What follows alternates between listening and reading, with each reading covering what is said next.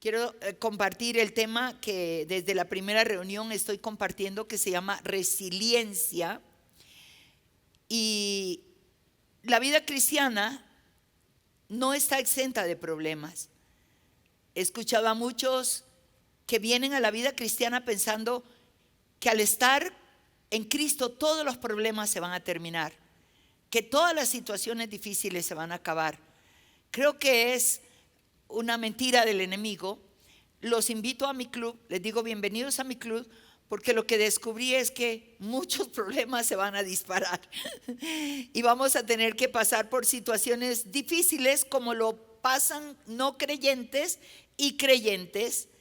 Y esa vida cristiana realmente no es como muchos la imaginan, que es una vida plena y feliz porque no van a haber problemas. No, al contrario, sí es una vida plena y es una vida feliz porque no depende de las circunstancias que tú y yo estemos viviendo.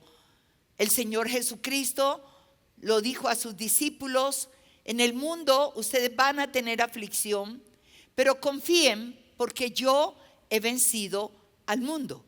Sencillamente les dijo: van a pasar por pruebas, van a pasar por dificultades, pero recuerden que yo he vencido. Y si yo he vencido, ustedes también van a ser victoriosos. Y eso es maravilloso.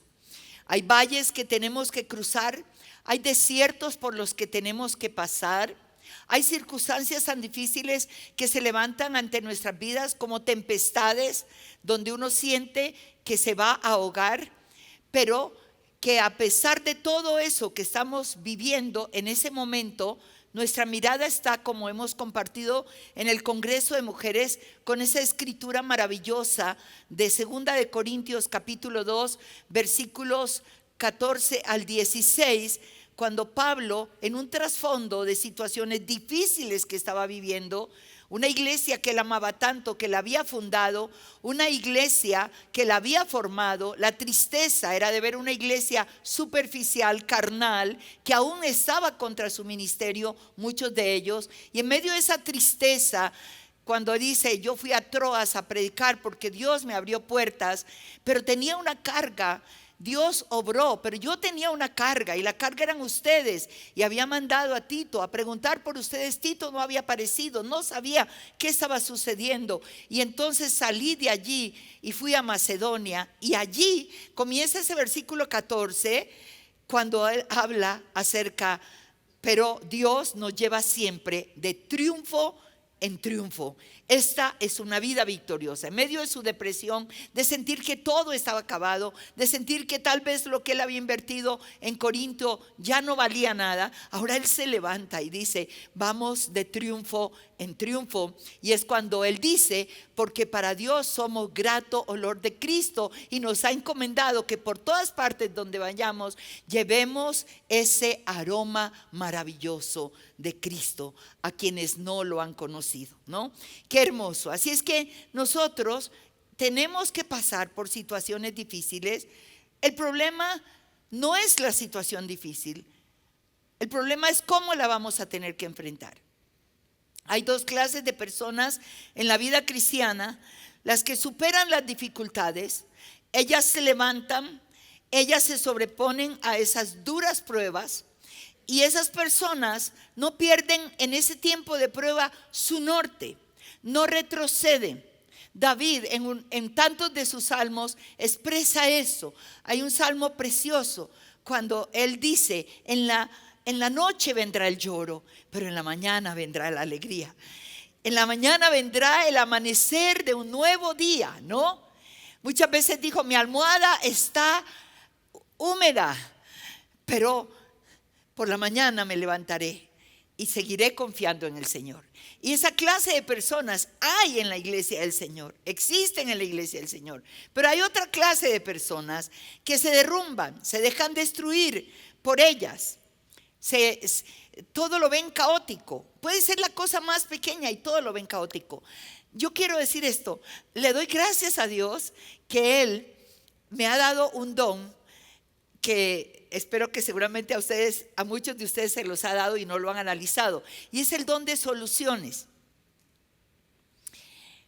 Se presenta un problema y alguien se está ahogando en un vaso de agua y me lo cuenta y yo digo, no, pero no es problema, eso podemos hacerlo así, así, y viene la solución.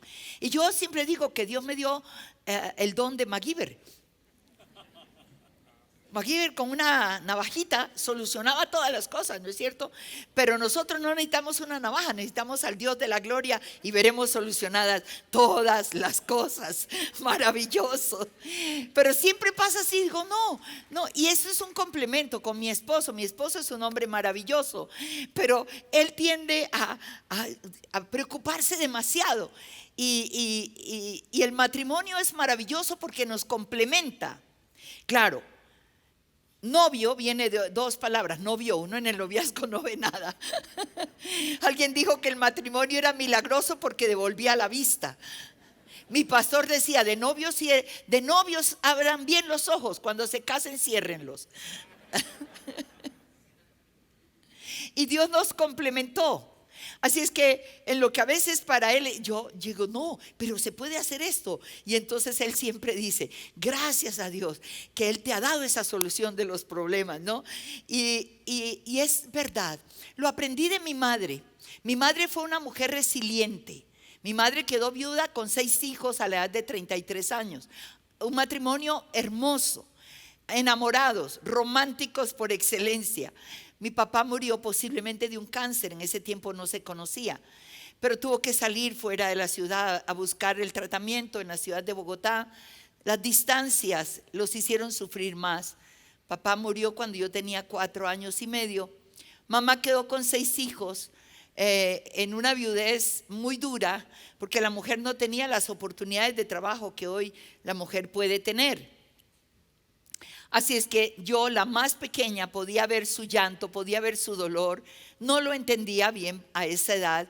Lo que sí entendía era que sus lágrimas, cuando ella me tenía abrazada y sobre sus piernas, me corrían por la cara, me corrían por el cabello. Pero veía siempre a mi mamá que después me ponía a un lado, se paraba, se secaba las lágrimas, suspiraba y decía esto: la vida tiene que seguir. Y para ella la vida siguió. Ella no tenía al Señor, no teníamos al Señor en ese tiempo, pero el Señor la tenía a ella. Conocí yo después al Señor, fui la primera persona en mi familia a conocer al Señor, y yo después llevé a mi madre a los pies de Cristo, la discipulé, fui su consejera, la bauticé y también tuve el privilegio de enterrarla cuando ella partió con el Señor. Una mujer que pasó por miles de procesos, la viudez, cuando logró levantar un negocito para poder sacar adelante los hijos, sabes, vino un incendio y acabó con todo, y le tocó volver a comenzar de las cenizas, sacar los hijos adelante para que estudiaran, pensando que los hijos ya profesionales podían ayudar. Bueno, ella fue enfermera, ella fue política, ella ¿qué no hizo en lo que se metió para poder sacar sus hijos adelante? Y los sacó adelante. Su sueño era construir una casa de concreto, de material, porque nuestras casas eran de madera, y usted sabe que la casa de madera con cualquier chispita se prende. Y entonces el temor de ella era los incendios, quedar sin nada como quedamos en esa ocasión, y luego vino otro incendio y acabó. Y esa mujer siguió para adelante. Ella es mi referente, ella es mi modelo, ella ha sido mi reto. Yo la llamé mi roble bajo cuya sombra sus 6 hijos se cobijaban. Fue una mujer que tuvo sueños, tuvo metas, las cumplió. Le dio un cáncer, tuvo diabetes, tuvo presión arterial alta, riñones poliquísticos, pero nunca la vi derrotada, jamás la vi derrotada. Perdió su mamá, perdió su suegra, perdió su yerno, perdió uno de sus hijos. Mamá tuvo tantas pruebas.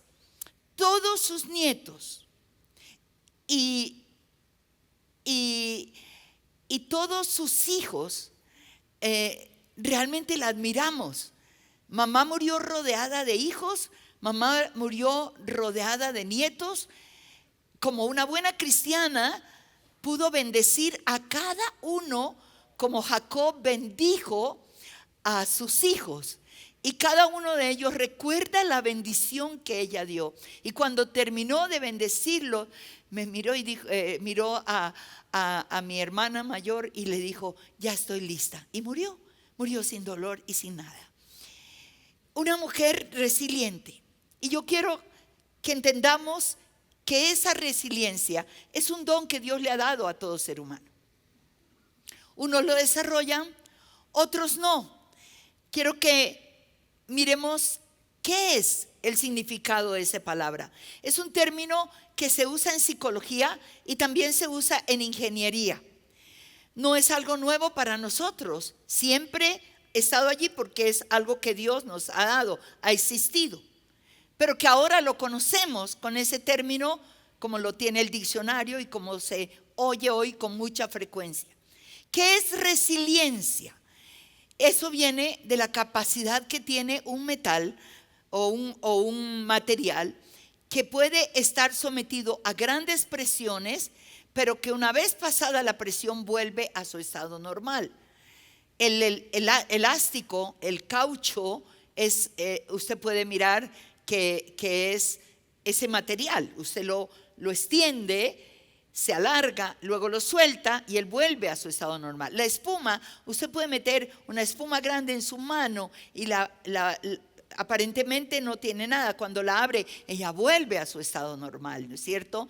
Eso nos habla de nosotros, que podemos pasar por situaciones muy difíciles, muy duras. Lo importante es no derrumbarnos, lo importante es no destruirnos, lo importante es no retroceder en tu fe, lo importante es mantenernos. Sí, la presión es grande, pero luego volvemos otra vez y llegamos a una gloria que Dios nos permite vivir mayor.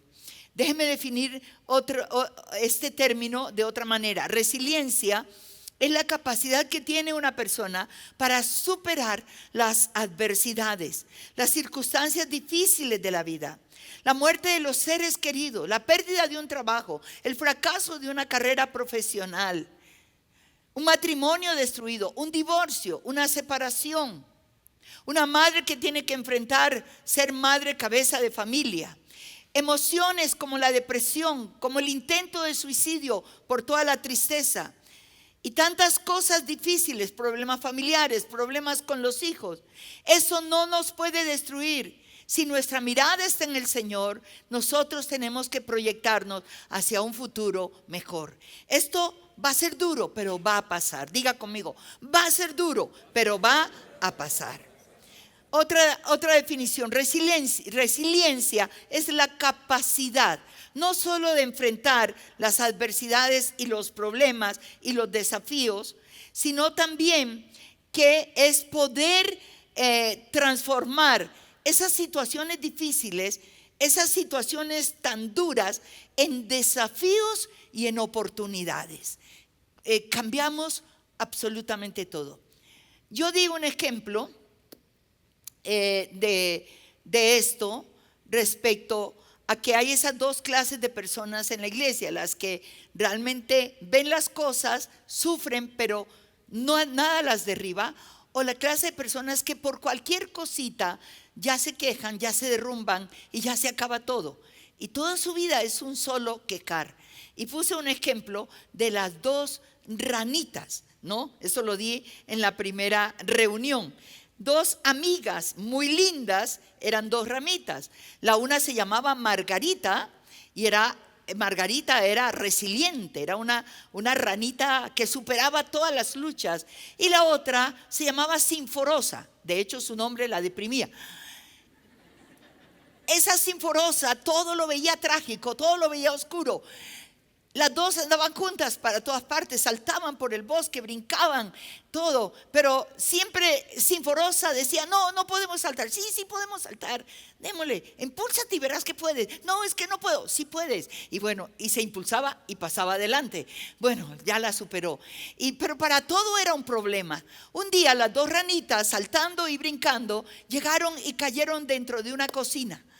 Y en esa cocina cayeron dentro de un tazón de leche muy grande. Y cuando cayeron, Sinforosa dijo: nos vamos a morir aquí, ¿cómo salimos? Y dice, no, de aquí vamos a salir, le dice Margarita. Dice, pero ¿cómo salimos?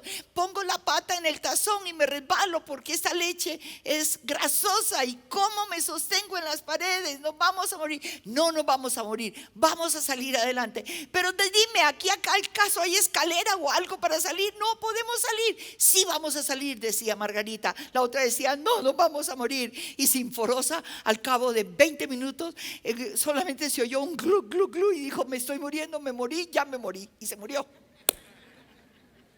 Pero Margarita dijo, yo tengo que salir de aquí. Trató de volver a poner las patas en la tazón de leche y se resbalaba. Y dijo, no, yo tengo que salir de aquí. Algo tiene que suceder, algo tiene que pasar. Algo tiene que pasar. Levantó sus manos y dijo, algo tiene que pasar. Y empezó a batir las patas y a batir las patas. Y batió con tal fuerza las patas que la leche se fue convirtiendo en mantequilla hasta que se endureció la leche. Y ella saltó y salió.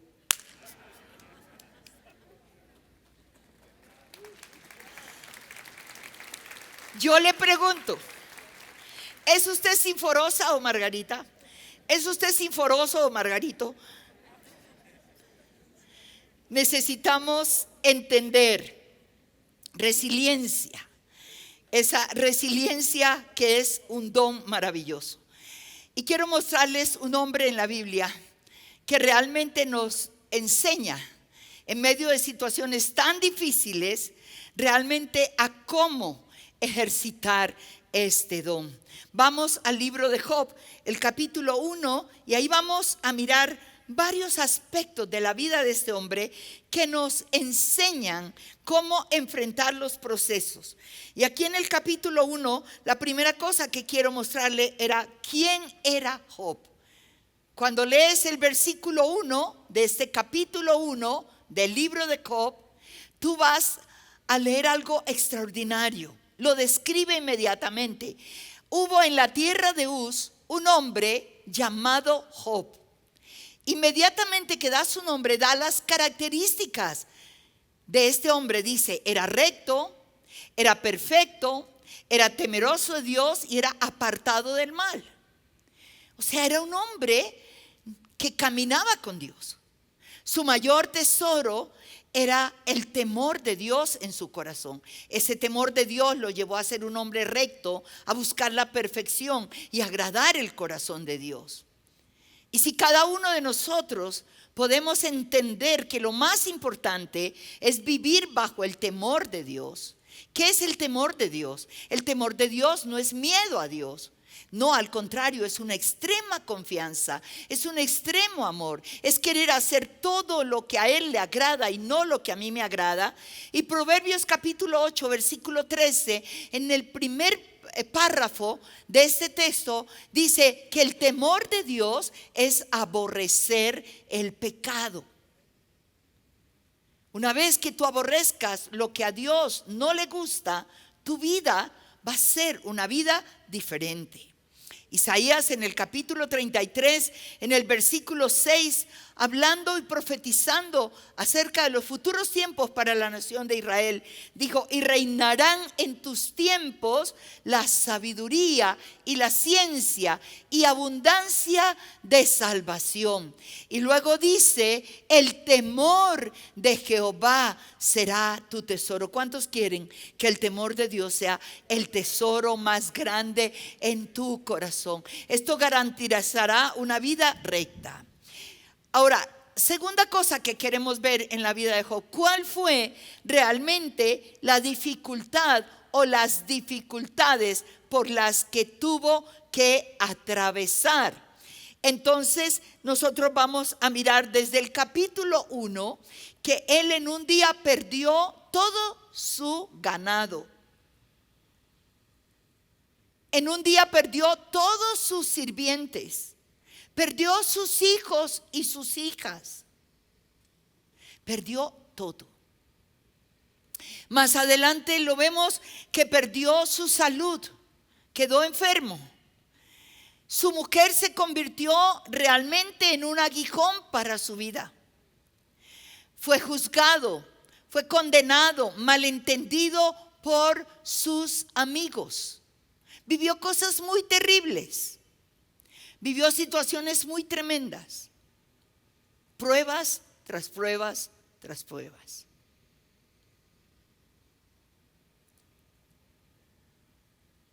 ¿Cuál fue el motivo de esa tragedia? Un conflicto cósmico entre el bien y el mal. Cuando tú vas en ese capítulo 1, en el versículo 6 al versículo 8, dice que un día vinieron a presentarse delante de Dios los hijos de Dios. Entre ellos vino Satanás. Y cuando Satanás vino, el Señor le dice: ¿no has considerado a mi siervo Job?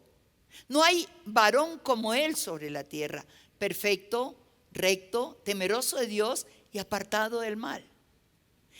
Y Satanás le dice: ¿cómo no va a vivir así si tú le has dado todo?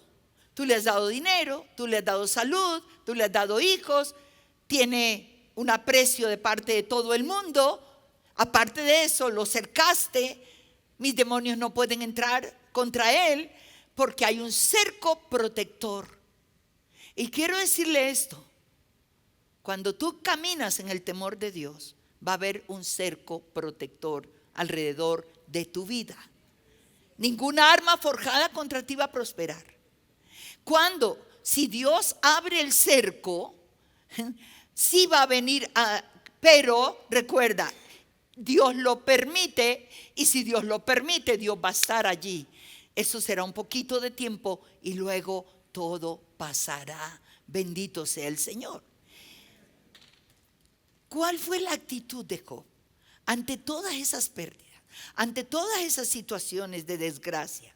Y yo quiero que miremos algunos aspectos que nos dice ese capítulo 1 de su reacción. Cuando él recibe la noticia que había perdido todo, el versículo 20 dice que él hizo un duelo profundo. Entonces Job se levantó, rasgó su manto, rasuró su cabeza, se postró en tierra y adoró. Hubo un dolor profundo. ¿Quién no se duele con las pérdidas? Cuando hablamos de duelo, no solamente es de las pérdidas humanas, es de todo lo que tú pierdes. Y aquí, cuando él recibe la noticia, rasga sus vestidos, rasura su cabeza, llora, hace duelo. Es necesario hacer el duelo. Diga conmigo: es necesario hacer el duelo. Es necesario llorar, diga. Somos humanos, tenemos emociones. El hecho de ser cristiano no quiere decir no llore. Ese es algo religioso. Y la gente te dice: ay, no llore, ay, no tenga miedo. Cuando a mí me descubrieron el cáncer, yo recuerdo que yo no se lo decía a mi esposo para no preocuparlo más de lo que él estaba. Pero compartiendo con mi pastora y mi mejor amiga, yo dije: yo tengo miedo. Yo tengo miedo a morir. Yo tengo miedo. Las noticias eran que ya posiblemente yo estaba invadida. Tengo miedo. Ninguna de ellas me dijo: no diga eso. No, se vale tener miedo. Por eso el Señor apareció vez tras vez a un Isaías y le dijo: no temas. A un Jeremías: no temas. A un Pablo: no temas. A un David: no temas. Dicen que hay 364 o 65 veces la palabra no temas en la Biblia, una para cada día del año. No temas por la situación, no temas por la falta de trabajo, no temas, porque el Dios en el cual tú has creído, tarde que temprano responderá y verás su gloria en medio de cada situación difícil y complicada que tú estás viviendo. Bendito sea el Señor. Pero hay que hacer el duelo, llorar. Voltéese a alguien y dígale: llora, pero no te quedes llorando. En mi país hay una zona del país que es al departamento que yo pertenezco, ¿no? Nosotros somos costa, pero en el interior del país se conocen los pastuzos. Y a los pastuzos, yo no sé si en México pasa eso, pero los pastuzos tienen cuentos por todas partes, ¿no? Todo el mundo se ríe de ellos. Son muy inteligentes, pero en los cuentos los ponen como bobitos. Y no es verdad, son inteligentes, ¿no? Entonces, dice que dos compadres, dos amigos, iban caminando en un muelle en la costa. Y entonces, uno de ellos se cayó al agua y no sabía nadar. Y entonces, cuando se cayó, él se estaba ahogando como Sinforosa. Y él empezó a gritar: compadre, ayúdeme, ayúdeme, compadre, me ahogo, auxilio. Y el que estaba en el puente le gritaba: llore, compadre, llore, auxilio, llore, compadre, ayúdeme, llore, compadre. Y el hombre ahogándose: ayúdame, me estoy ahogando, llore, compadre. Por fin vinieron otra gente y lo lograron sacar, y el hombre ya estaba casi ahogado. Y cuando le sacaron con masajes y todo el agua, y él pudo ya respirar, lo primero que le dijo a su mejor amigo, a su compadre: compadrito, ¿por qué usted no me ayudó? Porque solamente me gritaba: ayude, llore, llore, llore. No me ayudó, me dijo que llorara. Pues es que dicen que uno llorando se desahoga.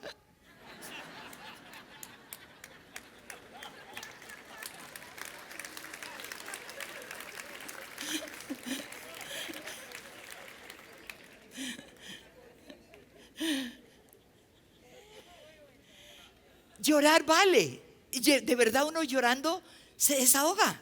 No te guardes eso. Él hizo su dolor, él lloró, pero junto con ese llanto, con ese duelo, dice también que él adoró y exaltó al Señor.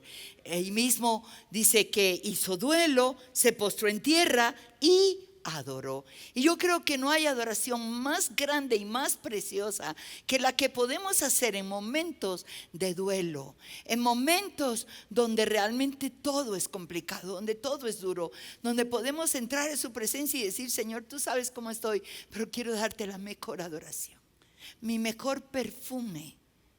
Acuérdese que el vaso de alabastra tuvo que ser quebrantado. Ese vaso de alabastro fino, de empaque fino, tuvo que ser quebrantado para que esparciera ese olor. Hicieron una dramatización en el Congreso de Mujeres que fue espectacular, espectacular, precisamente sobre ese vaso de alabastro. Cuando yo llegué a sentarme, encontré una ramita en mi asiento, yo no sabía qué era. Cuando ese drama fue presentado, cuando el alabastro fue quebrado, cuando se derramó a los pies del maestro, sabe que todo este salón se llenó de fragancia. ¿Cuántas mujeres olieron esa fragancia, cierto? Fue maravilloso. Adorar en el tiempo difícil de la prueba es la mejor adoración, y él lo adoró y exaltó. ¿Sabe qué pasó? No culpó nunca a Dios. El versículo 22 dice, él después de eso, el verso 21 y 22, y él dijo después de la adoración: desnudo salí del vientre de mi madre, yo desnudo volveré allá. Jehová dio, Jehová quitó, sea el nombre de Jehová bendito. Y escuche, en todo esto no pecó Job, ni atribuyó a Dios despropósito alguno. La mayor parte de las veces casi confrontamos a Dios. ¿Y por qué? Si yo diezmo, ¿por qué? Si yo sirvo, ¿por qué? ¿Quién es usted para decirle a su creador y decirle a su salvador por qué? Y muchas de esas situaciones no vienen porque Dios las permita, vienen por nuestra desobediencia. A diferencia de Job, nosotros tenemos a Noemí. En el capítulo 1 de Ruth, versículo 21 al versículo 22, Noemí pierde su esposo, Noemí pierde sus 2 hijos, Noemí tiene que volver a Belén. Dios ha comenzado a bendecir a Belén, los campos comenzaron a fructificar y ella oyó, pero ya había perdido todo. Ahora, cuando Noemí y Elimelec y sus 2 hijos se fueron a Moab, no era la voluntad de Dios. Aunque Elimelec, su nombre significa Dios es mi rey, nunca le consultó a Dios. Él vio la situación difícil en Belén y salió para Moab buscando nuevos horizontes, pero le preguntó a Dios: ¿quieres que me vaya a Moab? Nunca. Y cada decisión que tú y yo tomemos fuera de la voluntad de Dios va a tener consecuencias. No es culpa de Dios, es el resultado de la desobediencia. Y entonces cuando Noemí regresa a Belén, la gente salió: es Noemí. Noemí significa gozosa, placentera. Y ella dijo: no me llamen Noemí, llámenme Mara, llámenme amarga, porque en grande amargura me ha puesto el Dios Todopoderoso. Yo me fui llena de aquí y ahora regreso con las manos vacías. Y culpó a Dios de lo que su marido había decidido. Por favor, Job no culpó a Dios. Job dice que no añadió despropósito alguno. No, Job no culpó a Dios. Perdió su salud y se mantuvo firme en su decisión. Capítulo 2, vuelve Satanás a venir, le vuelve a decir a Dios. Dios dice, está bien, toca su cuerpo, pero no su vida, no lo puedes matar. Y en el versículo 10, su esposa en el verso 9 está cansada de él, le dice, ¿aún retienes tu integridad? Maldice a Dios y muérete. Y él responde, como suele hablar cualquiera de las mujeres fatuas, has hablado. ¿Qué mujer? ¿Recibiremos de Dios el bien y el mal no lo recibiremos? En todo esto no pecó Job con sus labios. Tremendo. Tampoco perdió su confianza en Dios. A través de todo el libro solo tomo 2 pasajes, pero puede encontrar muchos más. En Job 13:15, él dice, he aquí que aunque él me matase, seguiré esperando y seguiré confiando en él. No obstante, defenderé delante de él mis caminos. Capítulo 19, versículo 25 al 27, en la Nueva Traducción Viviente me gusta. Pero en cuanto a mí, dice Job, yo sé que mi Redentor vive, y un día, diga, yo sé que mi Redentor vive, y un día por fin estará sobre la tierra. Y después que mi cuerpo se haya descompuesto, todavía en mi cuerpo veré a Dios. Yo mismo lo veré. Así es, lo veré con mis propios ojos. Este pensamiento en medio del dolor, estoy añadiendo esto, me llena de asombro.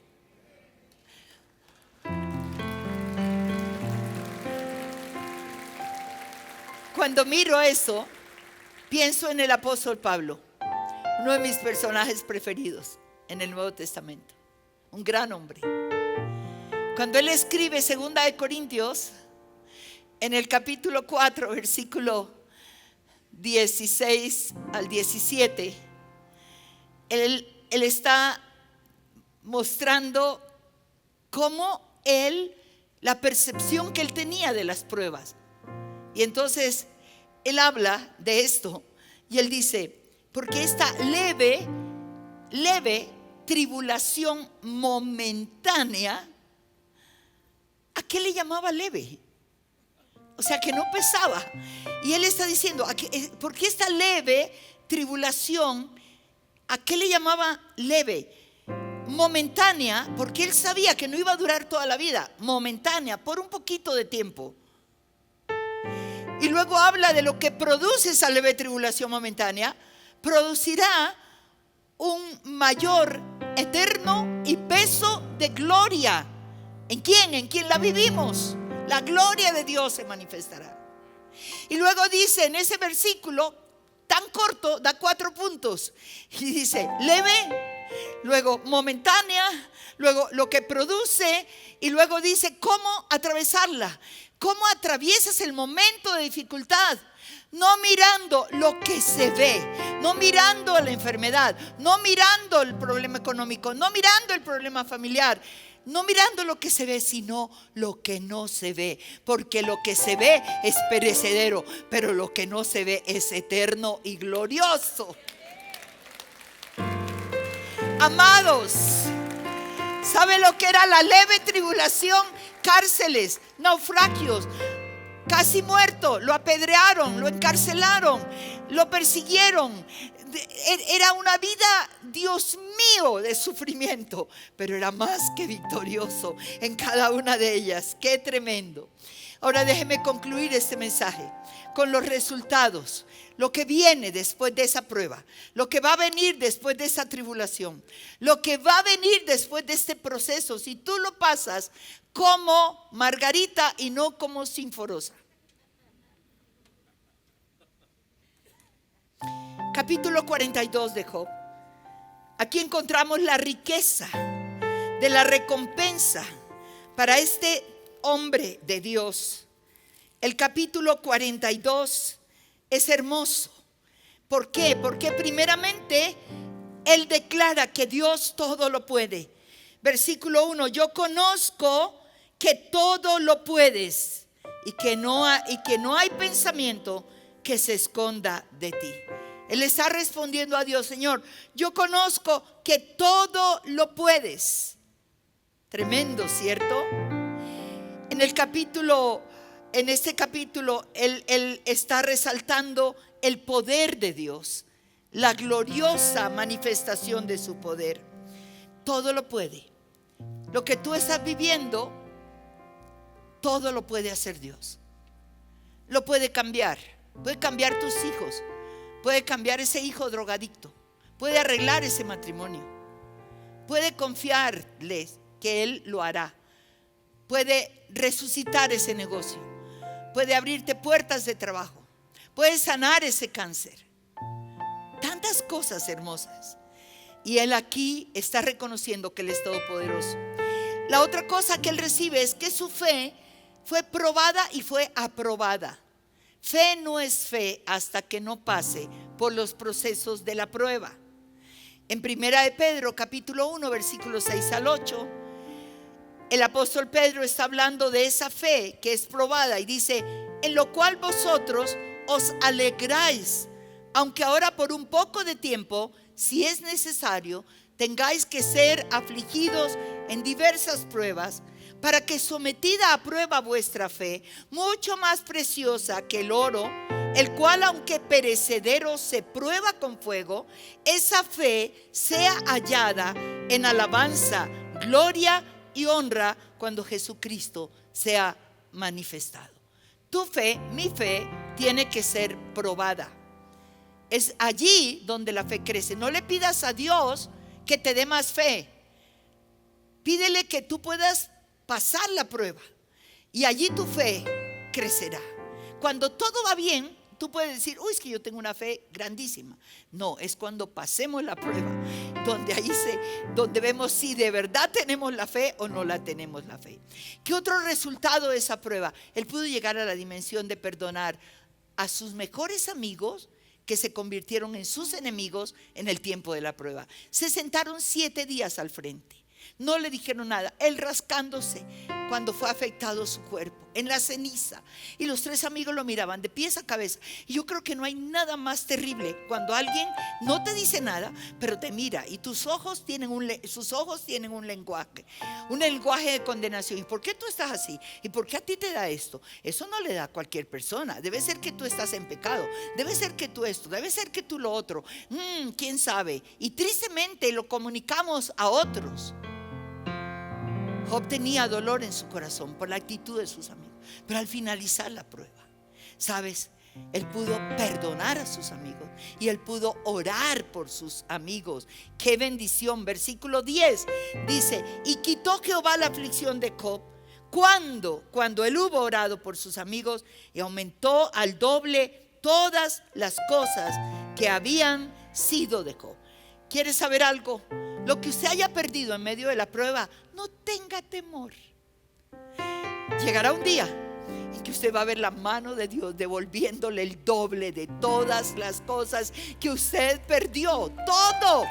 Todo lo que usted perdió, Dios se lo restituirá, Dios se lo devolverá.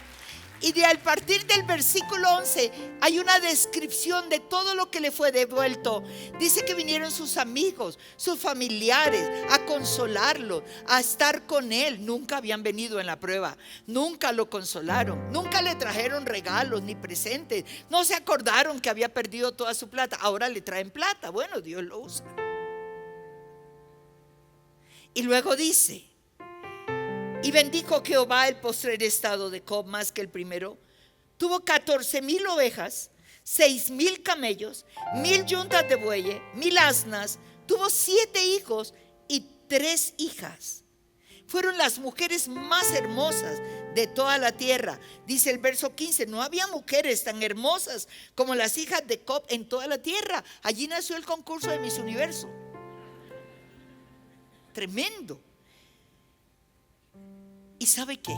Experimentó la restitución en todas las áreas, hasta en el área de su salud. Y con eso se cierra este libro de Job.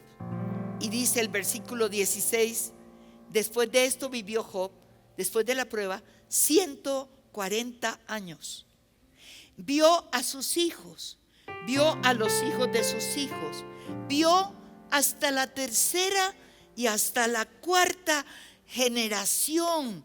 ¿Y cómo se cierra? Y murió Job, dice, ¿cómo? Viejo y lleno de días. Ay, me gusta un paráfrasis que leí que dice: y murió Job joven y lleno de días. Lo que había vivido, más 140 años, viendo la tercera y cuarta generación, pero se mantenía como el águila. Había cambiado su plumaje y estaba volando mejor que nunca. No, qué cosa más maravillosa. Su postrer estado fue mejor que el primero. Qué tremendo.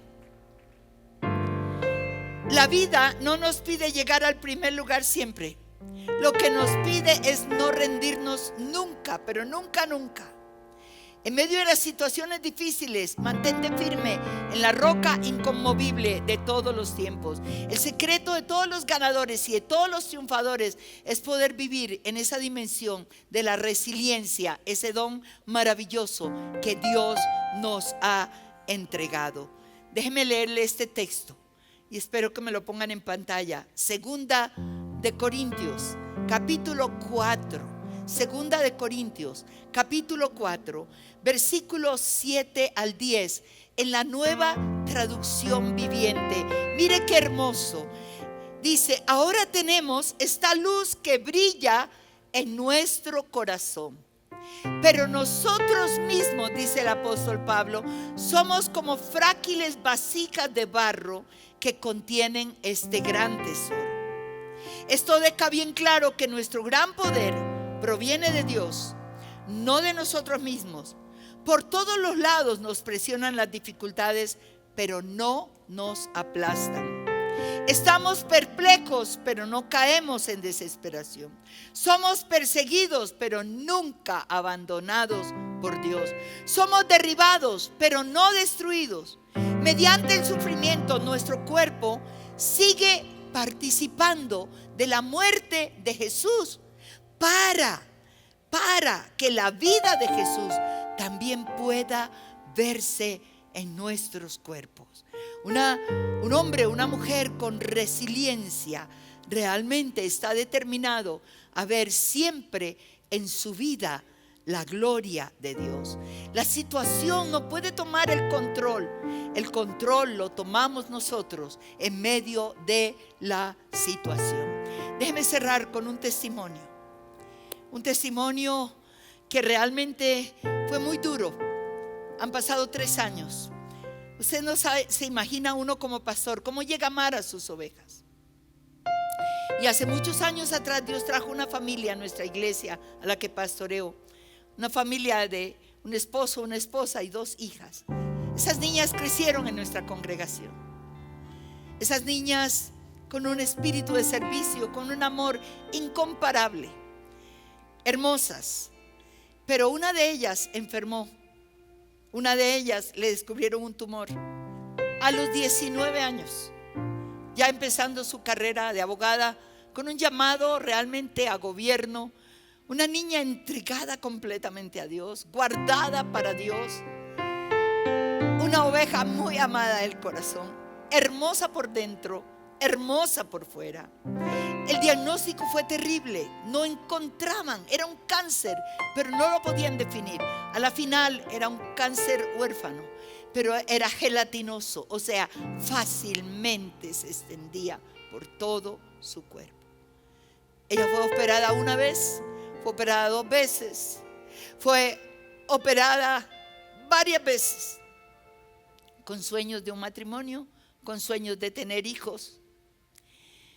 Y durante todo ese proceso de enfermedad, ella en su página de Facebook siempre estuvo ministrando, siempre estuvo ministrando. Cuando empezaron las quimios, perdió su cabello, perdió las fuerzas. Mapi se fue deteriorando, la llamábamos Mapi, se llamaba María Paula. y le decíamos con cariño Mapis, y cada escrito de esa niña quebrantaba nuestros corazones. En medio de esa situación, uno de sus escritos, quiero leérselos. Ella nunca decía, faltan tantas quimioterapias.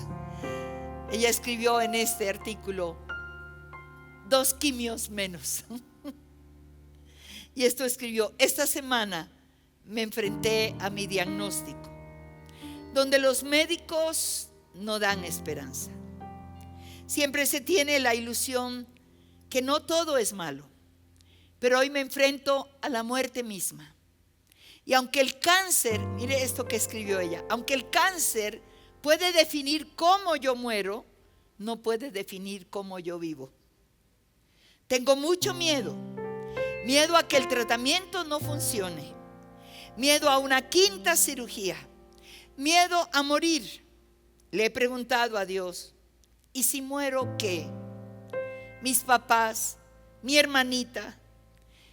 Dios, ¿he cumplido mi propósito?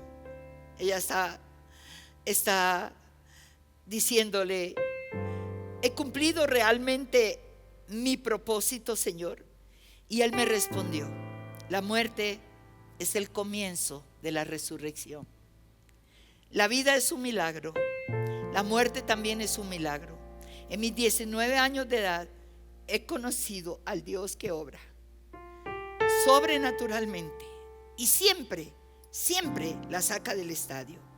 Por eso, dice ella, cuando la muerte toque a mi puerta, le pido a Jesús que Él sea quien la abra, porque para mí el vivir es Cristo y el morir es ganancia.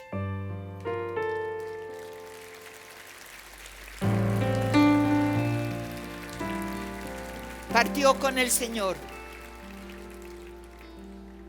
y uno dice, ¿cumplió su propósito? Tú no imaginas la cantidad de jóvenes que a través de su testimonio han rendido su vida a Cristo. Ella sigue viva, llevando gente a través de su testimonio a los pies de Cristo.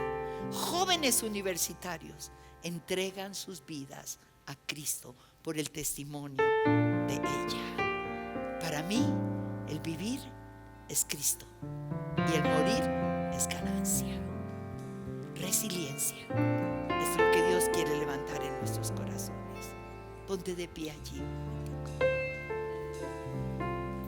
No sé por lo que tú estás pasando. No sé cuál es tu problema.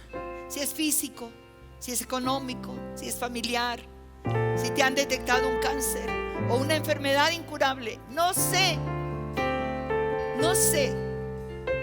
Situaciones familiares, matrimoniales, no las sé.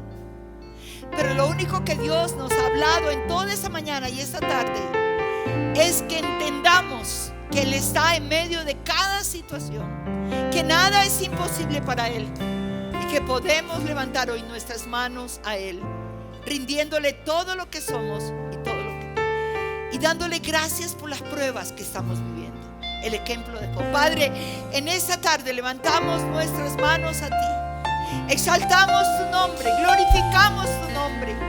Gracias por el don de resiliencia que nos has concedido, esa habilidad, ese poder de poder llegar a entender, de no estar derrotados, sino seguir avanzando y adelante, sabiendo que tarde que temprano pasará y veremos tu gloria. Y como Job vio, veremos una recompensa extraordinaria, inquebrantable. Te pido, Señor, que fortalezcas la vida de cada hombre y mujer que está en este momento atravesando desiertos, tempestades, momentos de fuego, momentos terribles, Señor. Que en esta tarde tu poder, tu Espíritu Santo venga, pudra todo yugo que el enemigo ha querido traer. Bendíceles, Señor, levántalos, que esta palabra sea un reto para sus vidas, que en el transcurso de esta semana que empieza ellos puedan ver tu gloria y puedan adorarte y puedan glorificarte y puedan exaltarte aún en medio de la dificultad. Gracias te damos, Señor, en el nombre poderoso de Jesús. Amén y amén. Gloria a